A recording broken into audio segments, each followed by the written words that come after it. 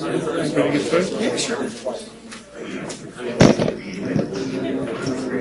Well, let's go ahead and get started. It's my pleasure to introduce Dr. Ron Blumoff. Many of you know Dr. Blumoff. Dr. Blumoff's originally from Missouri, kind of, I think, and went to got his bachelor's at St. Louis University and went to medical school, graduated AOA at St. Louis University School of Medicine, did his internship here in San Antonio, and then went on to do to complete general surgery and vascular surgery in North Carolina. He had served in the U.S. Air Force and eventually made his way to San Antonio, where he had a long tenure with Peripheral Vascular Associates in the downtown group. That's really whenever I first met Dr. Blumoff, whenever I was a resident with that group. And Dr. Blumoff was always a great surgeon, a gentleman, and a scholar.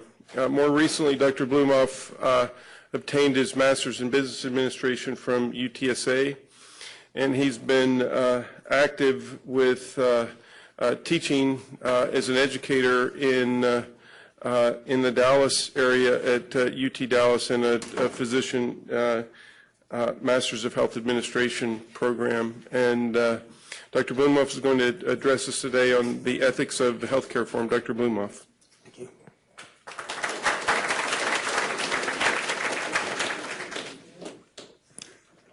Well, good morning, and thank you, Dr. Stewart. This is really a lot of fun for me, since coming back here is really kind of a reality check for me. I was an intern here a zillion years ago, and it certainly looked a lot different than it looks currently. The VA wasn't built. We did rotations at the Robert B. Greene as well as University Hospital, and the faculty was essentially the faculty from Minnesota, the original faculty that came down here. So it's great to see this kind of crowd. This morning I found out there were 9 chief residents, which was shocking to me. Just the size of this program, and what Dr. Stewart has done is pretty amazing. So this is a different kind of grand rounds this morning. This is the kind of grand rounds you don't take notes. You use your right side of your brain instead of the left side of your brain. Very unusual for physicians who are linear thinkers for the most part. Our training is linear, and this is more on your side. I got interested in the ethics of healthcare because most of the time when I would go to talks about ethical areas of medicine, it was always the end-of-life issues. And that's interesting, but we've talked about that so much, I don't think there's a whole lot more to say. But I think that what we need to revisit as students, as residents, as faculty, is what's the underpinning of our healthcare system here in the United States. And as we look at healthcare reform, I think it's important for us to remember that there is this ethical underpinning that we really have and we should always fall back on. This is a sign that was in Albert Einstein's office at Princeton. Not everything that can be counted counts, and not everything that counts can be counted. And I think that's very apropos right now, since we're getting metrics stuffed down our throats right now as the key to medical care, and I'm not sure it's the key. This is a quote you can read here yourself from William Osler. It's almost 100 years old. This applies totally today, and it's something that we should always, again, revisit the reason you became a physician. And it's got nothing to do with finances. As physicians now, we're expected to be supermen or superwomen, to deliver care, quality care at low cost, to be readily available. And in reality, most of the time, the life of a physician is more like Sisyphus. You're constantly pushing the rock up the hill, almost to the top, the rock falls down, and you're pushing it up again. That's more the reality of life for physicians in the United States. This is the front piece that appeared in the Journal of the American College of Surgeons, and it was a front piece of a presidential address that Dr. Frank Spencer gave. And Dr. Spencer was an interesting character. He was the chief of cardiothoracic surgery and surgery at NYU for many years, and felt very strongly about the role of the doctor and the doctor-patient relationship, and it was the #1 role. And he actually did this. He put his career on the line early in his career. A little short story that many of you may know. He was a junior grade officer in Korea and in a battlefront hospital. And at the time, the dictum for taking care of war injuries, vascular war injuries, was ligation, and many times, for the most part, usually followed by amputation. And Dr. Spencer thought this was wrong, so he started reconstructing some of the vascular injuries in Korea. He would have been court-martialed had the general officers known what he was doing, but he eventually started doing it and had good results. He went to his senior officers, told them what he was doing, they gave him the okay, and this became the foundation for reconstructive vascular surgery in the United States. And the first femoral popliteal bypass, for example, was really a trauma case. And it was his case in a MASH unit in Korea. This is what you see by the pundits talking about, by and large, on television. You know, what's the problem with healthcare? Access, cost control, quality, ethics, poor leadership, lots and lots of reasons. But one of the real sad parts is this is what healthcare is becoming to many people. This looks more like something you'd see in the airport rather than going into a medical office or into an emergency room. Lots of rules. It kind of separates the people who are working there from the patients. Very impersonal, very cold. So when I gave a talk similar to this at the Texas Surgical Society, one of the questions I asked the people there was, you know, we have U.S. healthcare. What's your opinion? Everybody in this audience has an opinion. I'm sure in discussions you've had with friends and family, people say, what do you think about the healthcare system right now? And what do you think's right about it? What do you think's wrong with it? My big question is, whether you think it's right, whether you think it's wrong, how would you fix it? And that's a question that I think we need to ask physicians. And why is it so important right now when it hasn't been that important for the last 100 years? Well, this quote kind of explains to me, as far as I'm concerned, the situation of healthcare. And you can read this for just a second.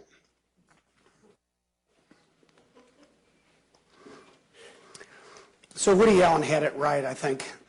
And this is where we are. This is the kind of quagmire that we're sitting in right now. Here's the reason why it's so important. This is all numbers, pure numbers, and I'm going to just buzz through these things. This is over the last 40 years, and this is healthcare costs. You can see this slope of this is so steep. That's hospital care. This is physician care. This is pharmaceuticals. The drivers, you can see, hospitals and doctors. Here's national health expenditures, again, for the last, this is about the last 25 years. And you can see this is per capita. And we're spending, whoops, got it caught there. We're spending a fortune here per person in the United States, almost $10,000 a person, all comers. If you compare the healthcare increases, national healthcare expenditures with the consumer price index, you can see the blue line here is, whoops, the blue line here, it's jumping here. The blue line here is the national health expenditures. The red line, I'm sorry, the blue line is the health expenditures. This is consumer price index, so we're well above consumer price index. Interestingly enough, for the last 2 years, though, healthcare spending in the United States has actually been flat, and it's probably due to the recession.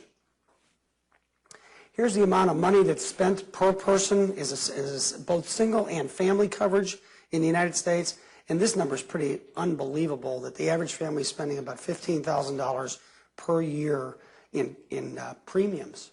That's $1,200 or so a month. And if you think that if the average person in the United States is making about $60,000 a year, the average family before taxes, that gets down to about $50,000, and basically more than a fourth of their annual income is spent on health care. Premiums only, doesn't count out of pocket, doesn't count deductibles. This is the distribution of healthcare numbers in the United States, and you can see the top 1% of people use about a quarter of the healthcare dollars. The top 5% of users use 50% of the healthcare dollars, and the bottom 50% only use 3%. And this is the reason why so many young people are really upset about the mandates, because they're not using the healthcare dollars. The well people just aren't using it. You can see, here's the 6 most costly conditions. End of life, gigantic. Medicare uses between 25 to 50% of the Medicare dollar is used in the last 6 to 8 months of life per person. Heart disease, pulmonary disease, mental health, and cancer and trauma are the ones that affect, for the most part, the younger people. Here's some of the drivers that have been described in healthcare: aging population, and then all these that you're familiar with. The biggest one actually here in the United States is really this. It's technological innovation is a huge driver of healthcare, and the reason it's a driver is everybody wants it. So we're being threatened as a nation with bankruptcy by healthcare. It's that simple. Technology, there's this issue of supply-driven demand, and I'm going to show you a curve here in just a second, an economics curve you don't expect to hear and see in grand rounds. But this is very unique to healthcare, supply-driven demand. Most of the time, as supply goes up, demand goes down. In healthcare, it's different. The fee structure of fee-for-service is a nightmare. There was a recent article in the Dallas Morning News, which was pretty interesting. I was talking to Dr. Stewart about it last night. One of the big healthcare providers up there, Texas Health Resource, a giant healthcare system, it was published that they were making more per patient who had complications than patients who went through who did well. And that they were able to alter the DRGs. That's just a nightmare for purposes of the payers. The other thing is this third-party payment that shields true cost. Now, moral hazard, I'm sure most people have never heard of what moral hazard is, but moral hazard is an insurance term. Moral hazard means that the only hazard you have is your premium. So if you have a house that's insured and it burns down and you have paid your premium, that's your hazard. You're going to get paid. In healthcare, there's no moral hazard for people that have healthcare insurance. Their only upfront costs are their deductible or their premium. They're shielded from the true cost of healthcare. And the last thing is the tax system we have in the United States that substitutes benefits for wages. And the history of healthcare benefits actually goes back to World War II. There was a price freeze after World War II, and the only way corporations could attract top talent was to offer them something else. They couldn't offer them finances. So they started offering healthcare benefits, never expecting this thing to skyrocket the way it has since World War II. And this is kind of from a conservative think tank, Henry Aaron, not the baseball player, but it says, the American public wants as much health care as they can consume, cradle to grave, with emphasis on putting off death as long as possible. It's certainly one set of thoughts. Here are those curves. For those of you who've taken economics in the past, you know that this is a standard supply-demand curve. The purple is the supply. The blue here is the demand. As supply goes up, demand goes down, and there's an equilibrium point that's reached this is in any product. And at the equilibrium point, this is where the price settles. And as the demand goes down and down, what happens is supply sometimes goes up. This is all excess. Usually, though, what happens if demand goes straight down, like a product that has another product that's substituted for it, demand shoots to zero. Now, if something like the iPhone, as it comes out and the supply goes up and more people want it, this shifts the demand curve further to the right. And so there's more supply and more demand at any given level. So this is a kind of a typical supply-demand curve. This happens in medicine, but this is a very unique curve. This is medicine. Here's supply, here's demand, what it should look like in red. And price is fixed for the most part in medicine. In other words, the payers say, we're going to pay X number of dollars for this scan, period. So it doesn't matter how much the supply is or how much the demand is. But what happens here is, here's the price right here, it stays stable. And the demand is driven up. And as the supply is driven up, the demand stays stable, and what happens is there's more quantity used here. So what's an example of this? An example of this is the United States issue with, for example, erectile dysfunction. It's all over. I didn't realize there was an epidemic. All you have to do is turn on the television. So direct-to-consumer marketing is a driver of this. Everybody, all men over 50 think that they need to have this. Restless leg syndrome, another issue. And then the really worrisome issue from a physician's point of view is if physicians own equipment and they are able to direct patients to that equipment, does that actually drive demand? It's a very worrisome problem. It's an ethical issue. That's supply-induced demand. They own the equipment, they have the supply, they push for demand, and the quantities are used. This is a worrisome issue for outpatient laboratories, outpatient catheterization sites, outpatient GI sites, and the like.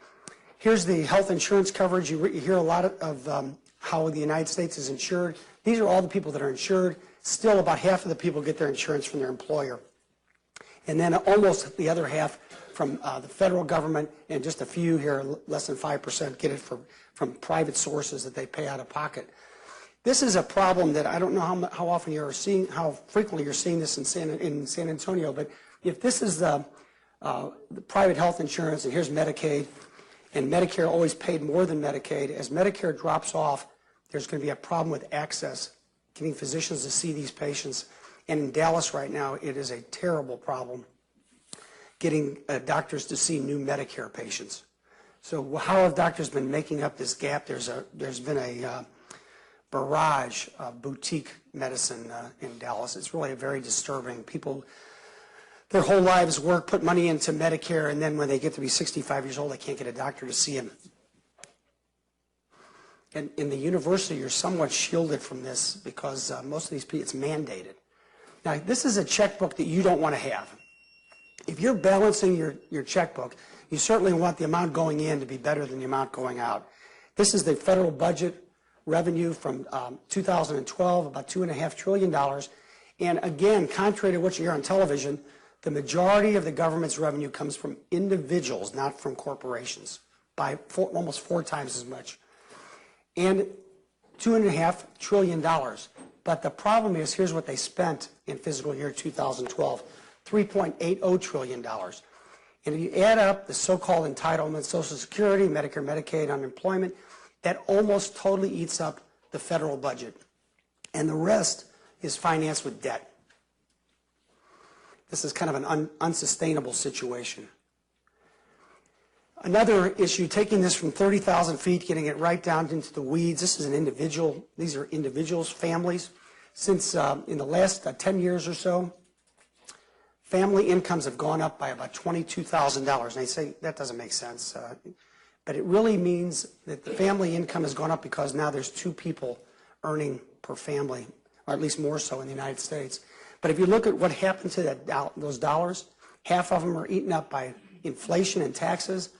Almost the other half is eaten up by health care inflation. And of the $22,900, only $1,100 is actually available for the family for discretionary spending. So these are some of the whys that health care reform is so important. So how are we going to go about fixing this if there's this problem? We still haven't talked about quality at all. We're still talking about numbers. But this is the typical model that's always been used to fix health care. And that is an engineering model. It means there's rules based from above. There's a problem in healthcare. It's either dysfunctional or underproducing. A set of experts is chosen, and they do pilot projects. And if the pilot projects work, these are disseminated throughout healthcare in the United States. And these changes are implemented through new rules and regulations, adding to the current rules and regulations already present. Pardon me. This is central planning. The second thing what the free market people believe in is the economic model. This is market-based. It's from below up. It's supposed to be organic. They realize that healthcare is unpredictable. Patients get sick. It's spontaneous. It's chaotic. And they believe that the way to fix this is by adjusting the incentives in the market. And that means adjusting the prices, letting healthcare swing like any other commodity against supply-demand. And they feel that all the economic actors will react by pursuing their self-interest, which should advance the common good. And this is the basis behind free markets. And when you hear people talking about libertarian views or free market views for healthcare, this is really what they're talking about. And then there's the last thing is the ethical model. And I always like to keep going back to this because we are kind of the guardians, and I know this is sort of self-serving, but as physicians, we're kind of the guardians of this. And we realize that healthcare is complex, but we think that healthcare should be a morality base. We believe in the primacy of the patient and the physician relationship. We should never, never get rid of this relationship. We look at patients individually more than populations. This is something that's difficult because we're also the stewards of these resources. And there's professional ethics and moral requirements that doctors have. Now, we're constantly balancing social justice, which is much more of an egalitarian viewpoint, with freedom, which is much more of an individualistic, market-based. And the remedy is some kind of balance between personal freedom and justice for society. And I show that with this teeter-totter here.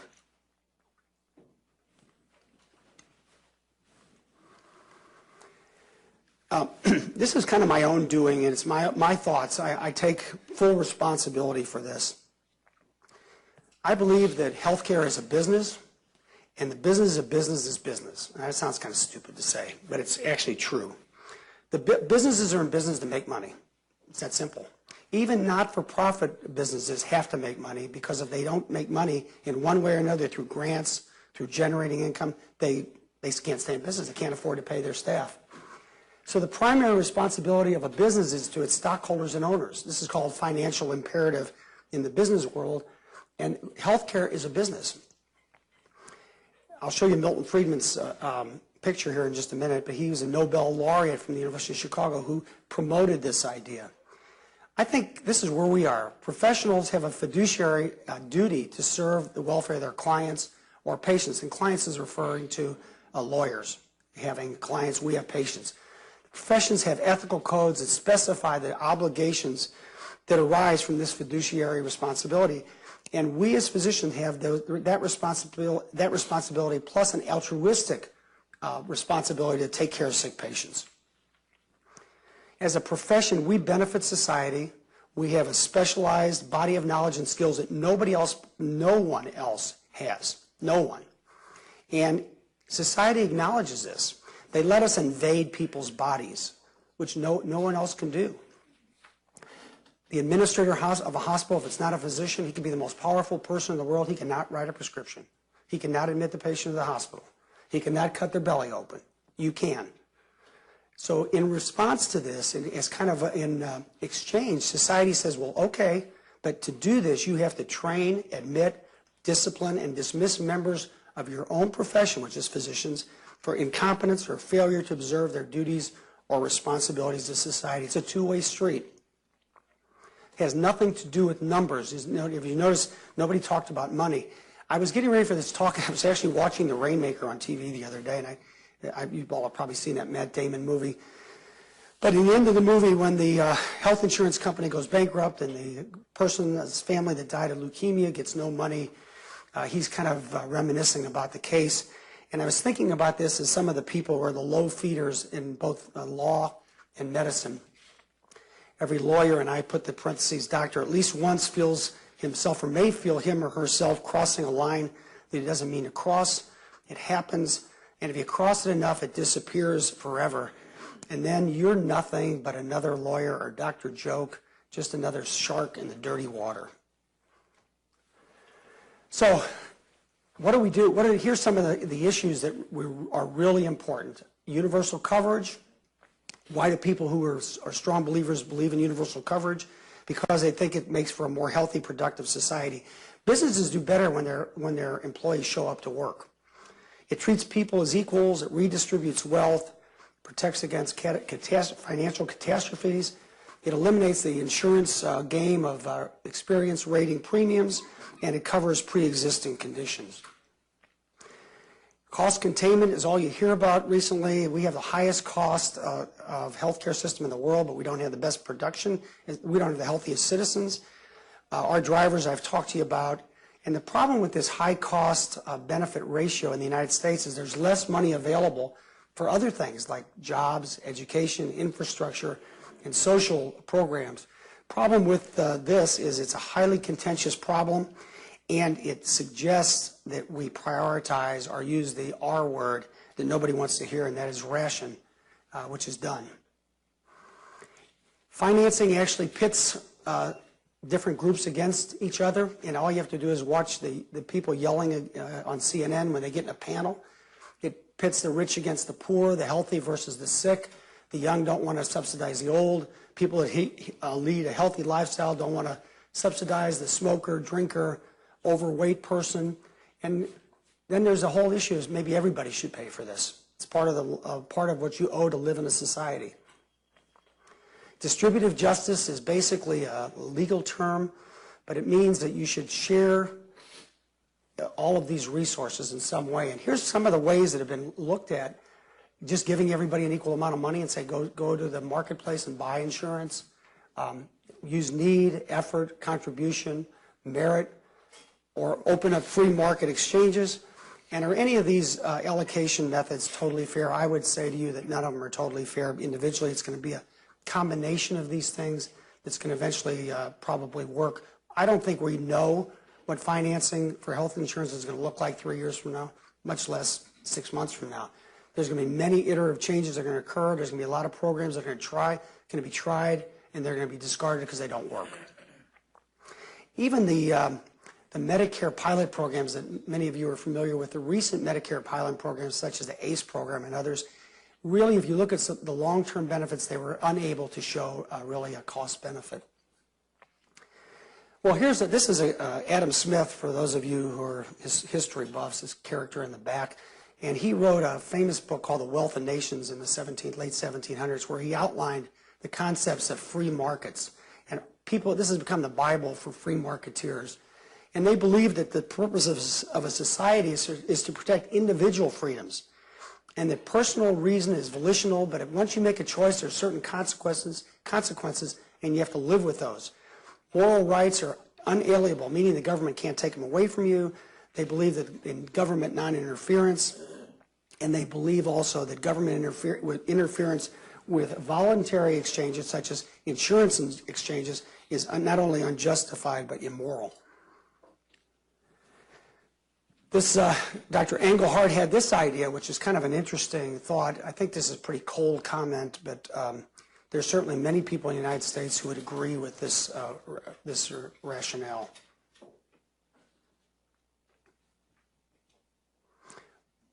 The story is, are you your brother's keeper?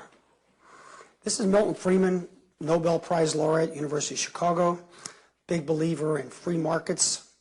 Kind of an interesting idea on the left. These are both his quotes, but I actually love this one down here. If you put the federal government in charge of the Sahara Desert, in 5 years there would be a shortage of sand.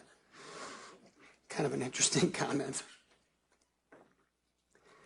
Free market solution is equalized tax treatment for business and individuals.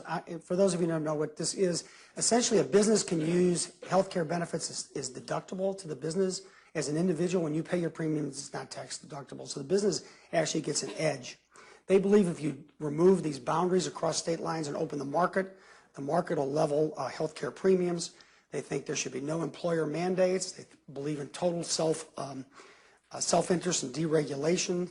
They'd substitute Medicare for a voucher system, and those people who have poor health or have financial need, they would subsidize, and they would restructure health care more on a basis of non-interference, more like the free markets of free market capitalism. The ethical spectrum here then divides kind of in two broad categories. People borrow from each side of this graph, but there's the liberal egalitarians on the left, and that's kind of nice that they're on the left, and the libertarians are free marketeers on the right. And I'd actually, now that I look at this, when I made this, I didn't actually realize I had left and right on here, but it actually turns out to work out right, I guess. But you can see the differences in how each of these pan out. And each of you in the audience has your own idea of where you sit. Probably sit one side or the other, but you might have something on the other side that you kind of like also. Getting back to Dr. Spencer again, this is from that same address. I believe it's really important. The central core of the entire ethic of medicine is a commitment to the patient. The ethical bond is for the benefit of the patient. This is really important. The bond is for the benefit of the patient, not the physician, not the public. This is vital to the heart of medicine, what makes medicine a profession rather than a business or a trade. I never allowed, personally, anyone, I still do not allow anybody to call me a provider. I'm a physician. I went to medical school. I may provide medical care. I am not a provider. No, they're not going to segregate me and put me in dump me in this little category that's been picked by some type of pundit that this is our new designation.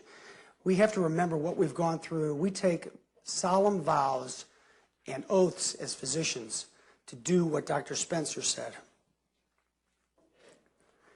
Well, here's some, as far as I'm concerned, some future worrisome ethical issues. There's this whole issue of information asymmetry. Your patient go on the internet from today till tomorrow. They never know as much as you do. Never. If you're an informed physician. So when you're taking care of a patient, for the most part, they're going to do what you tell them to do. You have much more information than they do, and you can direct them for care. It's a tremendous responsibility on your part. And the problem is it is an opening for egregious behavior. Second is consolidation. We always hear about integration strategies. Pardon me. Most of the time they're said under the guise of either being cheaper or having a better quality. One of the real dangers of integration strategies is that they can be used for monopoly pricing. And this has been done in the business world, and it can certainly be done in healthcare. And then there's this whole issue of the price differential. In other words, the difference between what a physician will get between seeing a commercial payment and a publicly paid patient. And as this Medicare gap gets larger and larger between private health insurance and Medicare, unfortunately, less and less physicians are seeing Medicare patients. I kind of agree with these guys from Yale Law School in this comment here. Kind of balancing being a steward of all of the healthcare resources and how much allocation you do to any individual who is ill. Very difficult. So I think there's still something missing here. And this is a kind of Winston Churchill thought. We make a living by what we get. We make a life what we give. I strongly believe in this. This is what the foundation of what's called servant leadership. And reform does need solutions. We definitely need solutions. There's no doubt. Here's all the various people that have solutions. And I don't think that any of those solutions are any good. Those aren't the right people. I agree with Gandhi more than I agree with any of them. I think we have to be, as physicians, we can't let anyone with dirty feet walk through our minds. So what do I think the solution is? My solution is that it's got to come from you sitting in the audience. Not from Washington, D.C., or from Austin, or from somebody on television. It's got to come from physicians. Physicians have to step up to the plate and regain their position as leaders in healthcare. We need transformational physician leadership. You all have seen this. You're lucky. You have a transformational leader sitting in the front row. Dr. Stewart's a transformational leader. You look at those attributes there, and you can define him on that row. We need visionary, optimistic, not pessimistic people who are inspirational, where outcomes matter, not how much you do or not how much you make, where you can work in teams if necessary, where you share information and don't hoard it, where you have interdisciplinary communication. We have to dismantle these silos that are present in healthcare. There's some egregious silos in healthcare. They're terrible. Across the street here, one of your private hospitals, the CEO of that hospital in Nashville made $50 million was his compensation this year. It's unacceptable in our society right now. We have to provide value to all stakeholders. Everybody gets a seat at the table. We need to create a new and enduring ethical culture. Some of it we take from the past, but most of it we see in the future. As physicians, we support a culture of superior care. That's our #1 goal. And in business, as in medicine, culture always trumps strategy, always. Dr. Holt, some of you are familiar with, Richard Holt, he wrote this article. It's a great article, short article. It was in the Archives of Facial and Plastic Surgery. But basically he said the special relationship between a patient and a physician is the most important basis for a physician's analysis of healthcare reform. If you're looking outside of that relationship, you're looking at it wrongly. And where his or her loyalties should always, always lie. You'll never go wrong. So do like Mark Twain said, do the right thing. It will gratify some people and it certainly astonish the rest. And I thank you. And I'll take questions or comments.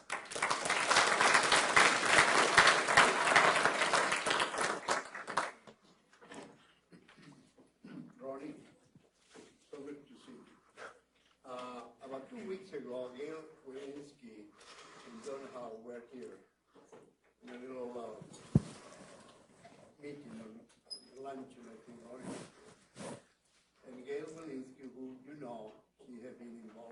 for many years, says Obamacare is the land of the law.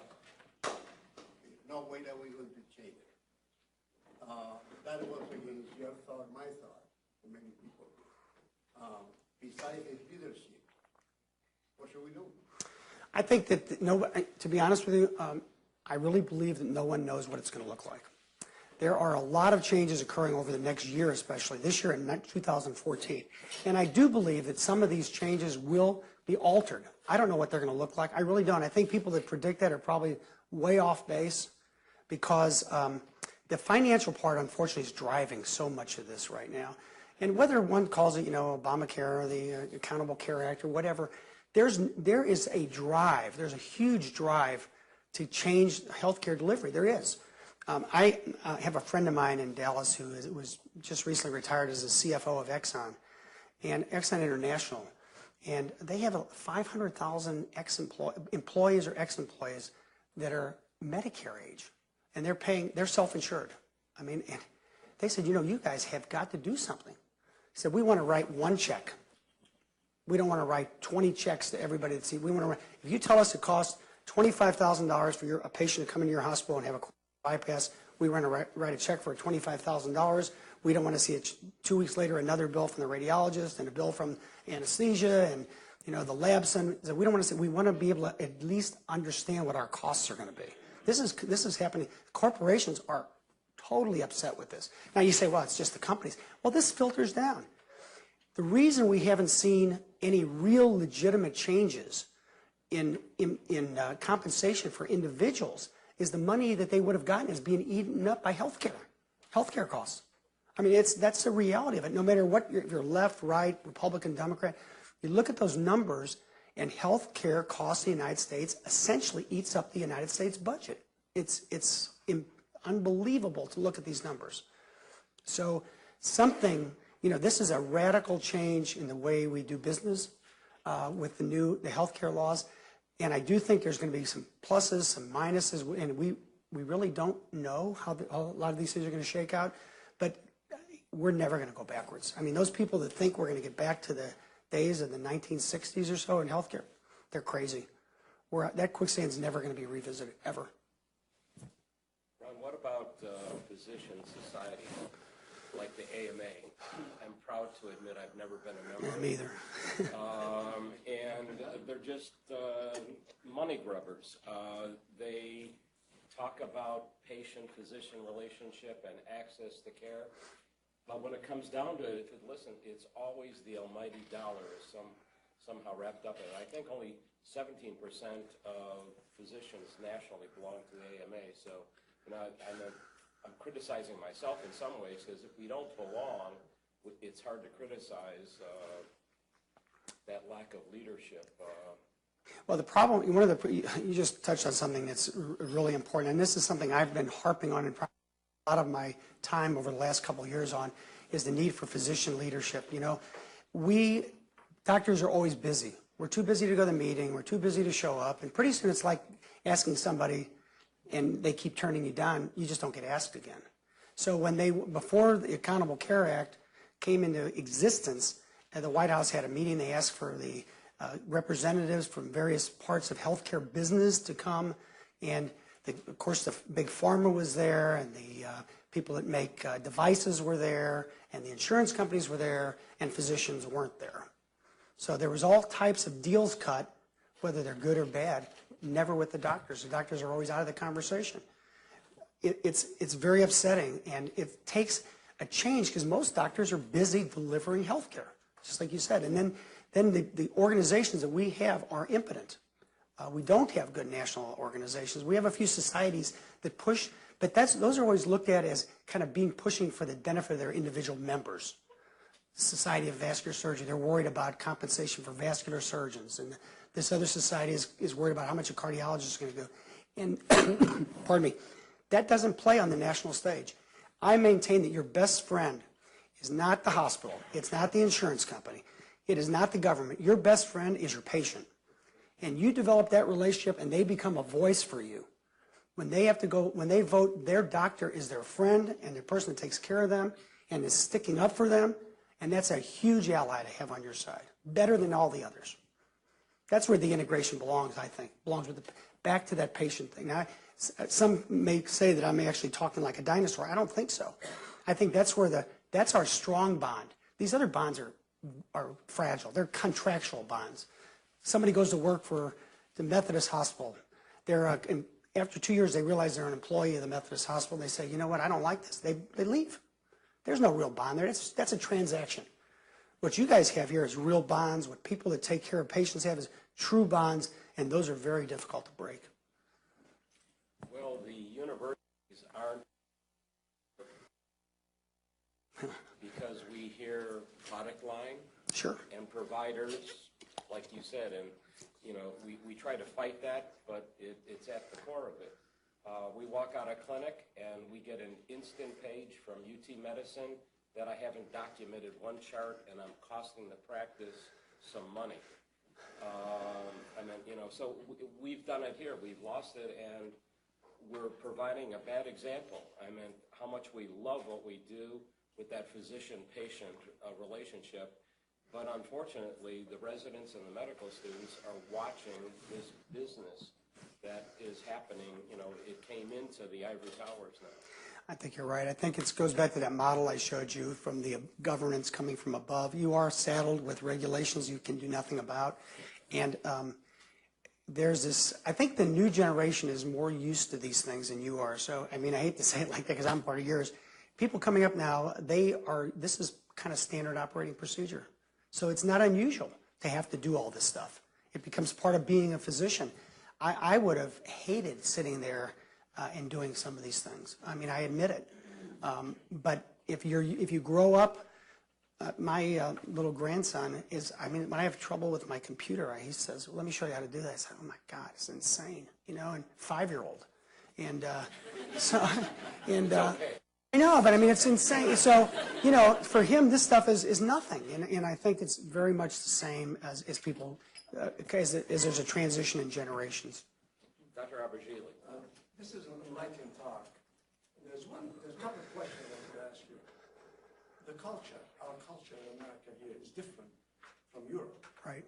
A patient age 70 and beyond will not go to the intensive care unit. He will not have his heart fixed. He will not have the Whipple operation that Dr. Cameron showed us. 103-year-old woman with her pictures. So how are we going to fix this?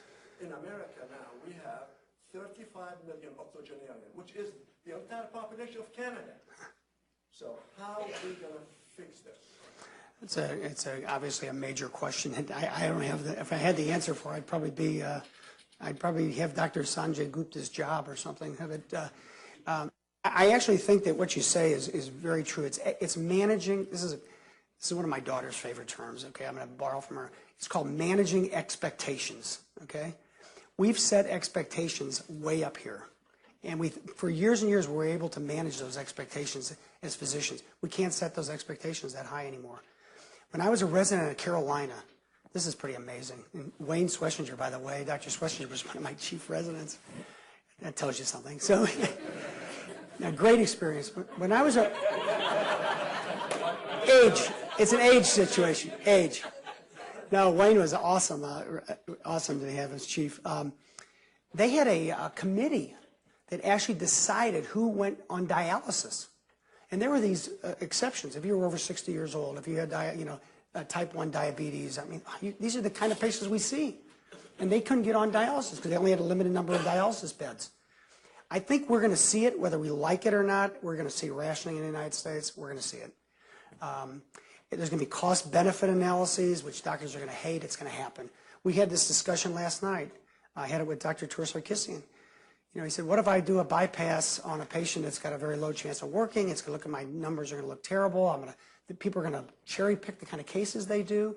Well, if you did a cost-benefit, I hate to say this, but you did a cost-benefit analysis about doing a Whipple on a 90-year-old, I think you'd probably lose on that. People would say, can we justify that amount of money? Not the individual doesn't deserve to be treated, but that amount of money and take it away from this other set of needs.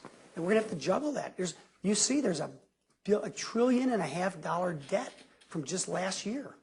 So somewhere along the line, they're going to say, no, here's going to be the new practice guideline.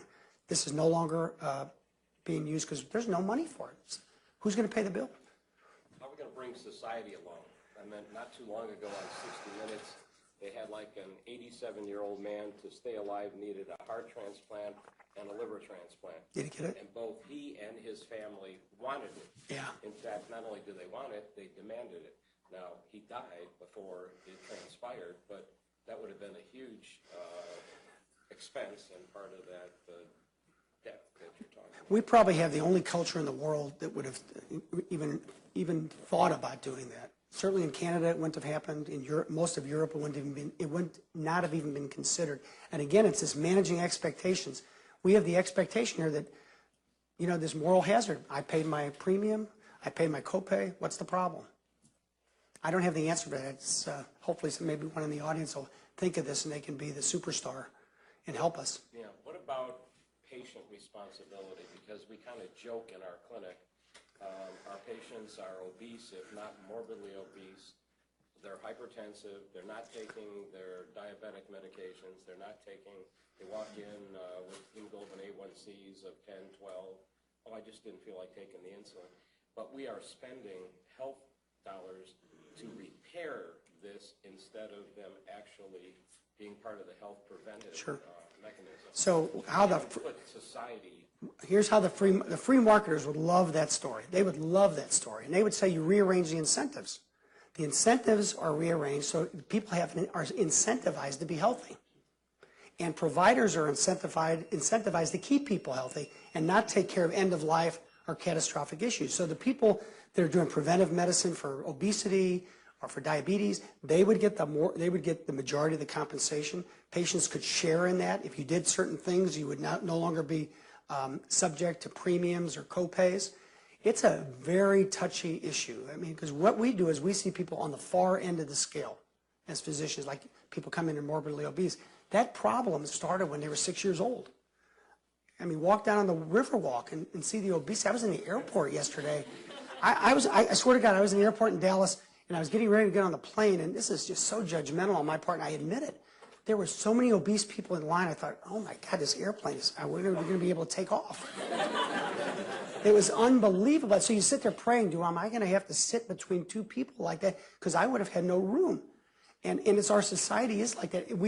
We have not put the brunt of any responsibility on people, and because there's no incentive other than personal incentives to stay healthy, unfortunately.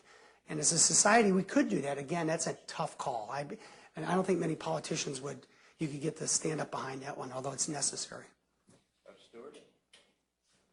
So I would say that those are some of the real driving issues with respect to costs that we don't want to deal with. I do think that it's a particularly American form of free market, which is really, we advocate for freedom.